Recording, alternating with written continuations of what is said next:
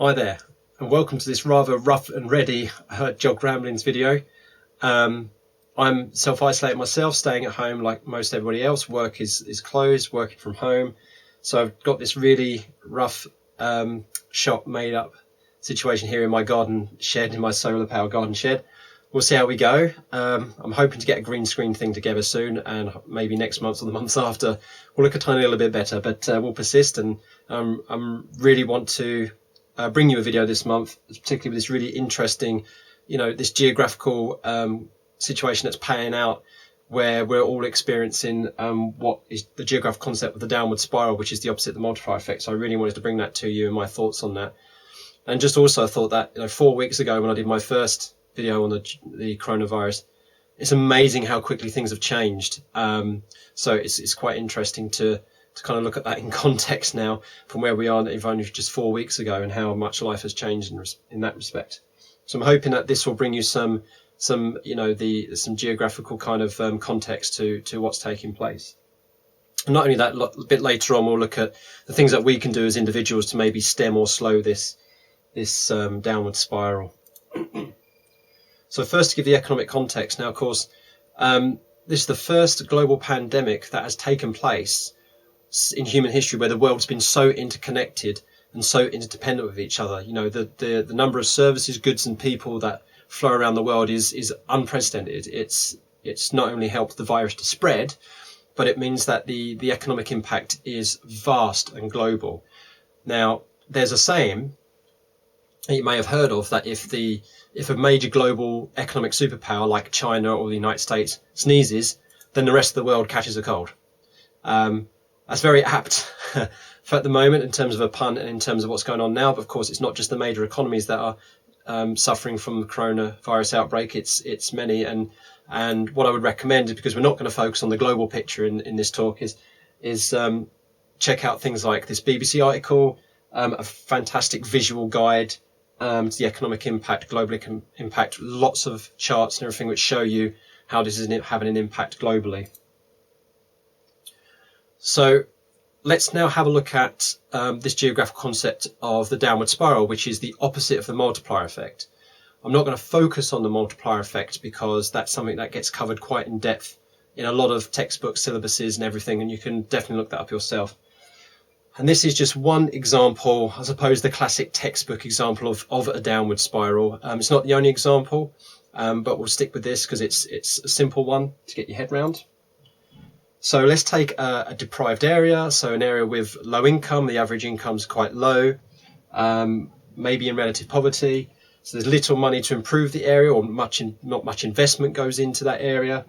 And so the situation where there's not very many jobs and there's few people who are employed. And then this leads to a situation where the more affluent and people who are able to will move out. So usually, migration is usually a symptom, not a cause. So people will try their best to move to places where they've got better opportunities, where there are pull factors. So the people left behind in the area have low incomes, so the average income in the area falls even more. Services, they can't maintain themselves. They've got now their threshold population is not being maintained. Their footfall lowers, so they might shut up shop or decline themselves.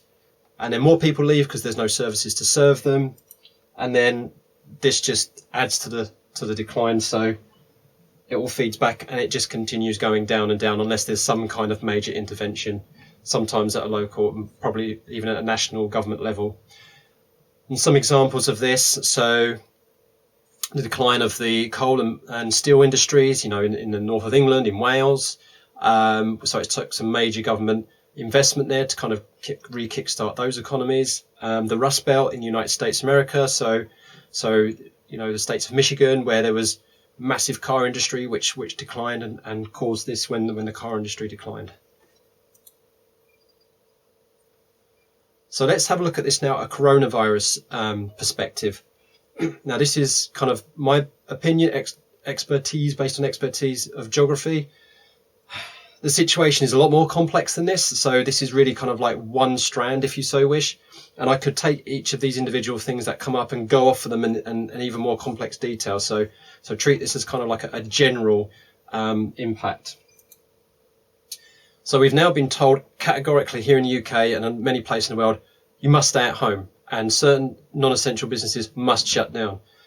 Whereas it was only last week or a couple of weeks ago when it was like, stay away from these places, but they weren't told to shut down. But in any case, just 2 weeks ago, people were staying away from shops and businesses. Now, of course, everybody's been told to do that with the shutdown. So places are left with fewer or even no customers at all. And then these businesses start to suffer. So they're not getting the income. They can't pay their staff. They can't pay their rent if they have to owe money to a landlord.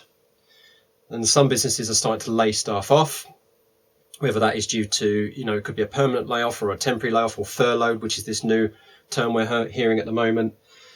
And businesses may even close down completely. So they can't sustain themselves. They've looked at the books and say, no, we can't even carry on. We can't maintain ourselves through this period. If they're renting the property, the landlord now has no income. And so these three things, the people, the landlords, the businesses, they are now getting themselves in increasing levels of debt, which is unsustainable. And this puts pressure on the banking system and for government to support these people. And of course, in this situation, huge numbers of people, I don't know what the up-to-date figures are today, but last time I heard a couple of days ago, 500,000 people had tried to enroll for universal credit, for example. So that's not just, it's not just pressure on the system itself with so many people applying, but can you imagine the amount of money, that's going to cost the government through tax contributions that people have put in through to date. And then if this situation if the intervention is not sustainable or doesn't work, then this will just continue to feed back into itself. So this increase in debt situation will just lead into more and more spirals, leading to more businesses shutting down and closing down. So you can imagine, therefore, why the government has taken such substantial intervention measures. Again, from the BBC, a really good article to kind of get some examples and some facts about this kind of downward spiral effect. UK businesses feel the impact of the latest measures. Take a look at that BBC News article. That's a really, really good kind of like extended reading into what I've just shown you.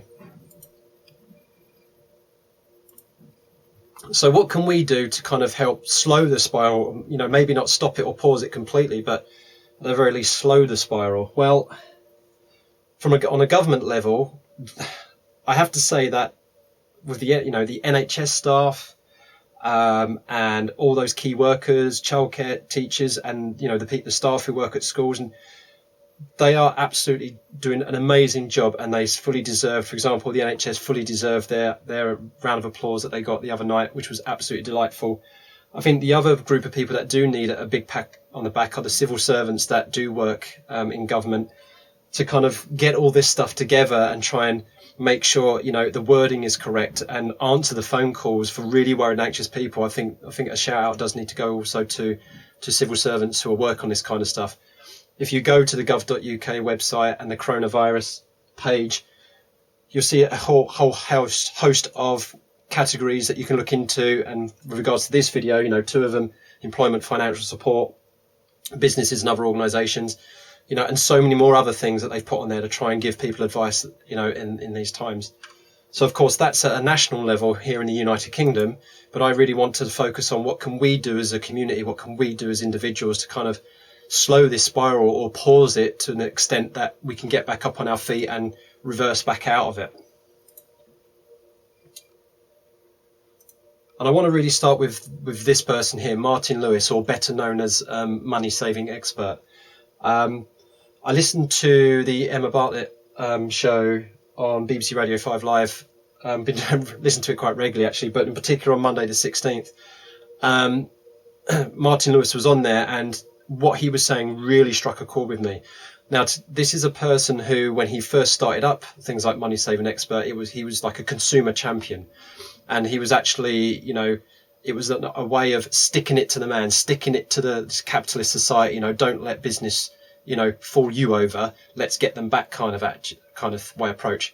And he said on this radio show that's mellowed over time. And in this time, he's saying things like, we now need to work together. We all need forbearance right now. We need compassion and congeniality. So, giving people a little bit of leeway to ride this out and then say, okay, don't worry about paying us or this much or whatever. So while it's still on BBC Sounds, I really do recommend you give his phone in a listen to. So Monday the 16th of March in particular, between the 12 and 1, I think it was, in the afternoon. Fantastic listen, not just for advice, but for just his message about how we've all got to try and come together as a community. So what I'm going to say here is some of the things that he said, but kind of my own kind of personal kind of opinion as well.